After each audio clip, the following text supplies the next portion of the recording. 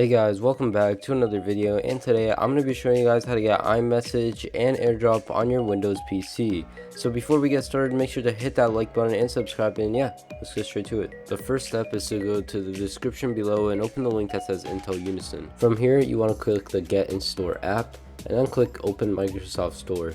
From here, it's going to open the app on the Microsoft Store where we want to download the app. So it's going to show Intel Unison. You just want to click Get and let it load, and it's going to start downloading the app on your computer. At the same time, you also want to download the app on your iPhone. So go to your iPhone, look up the App Store, and once you're in the App Store, go to the search bar, type in Intel Unison, and as soon as you find it, you want to click Get. After you've downloaded the Intel Unison app both on your computer and your iPhone, you want to go back to your computer and open the Intel Unison app from the Microsoft Store. As soon as the app opens, it's going to show you the terms and conditions which you need to accept. After that, it's going to give you the option to share your crash data. Personally, I'm going to click Don't Allow. At this point, it's going to tell you to download the app, which we've already done, and now it wants us to use our iPhone and scan the QR code on the screen.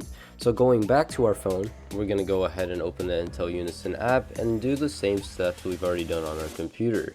When it comes to this step, you want to make sure to click allow to all the pop-ups that show in order to make sure that it connects with your phone correctly.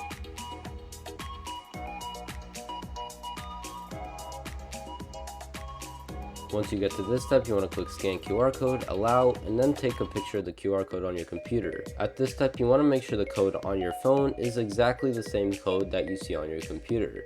After you verified the code on your computer, it's going to start connecting the two devices.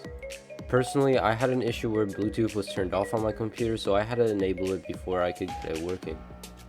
But if you don't have this problem, it should allow you to pair your phone straight away, and by clicking pair, it will show you a code that will appear on your computer that should match up with what's on your phone. So click pair and then click close, and then it will start connecting to your phone.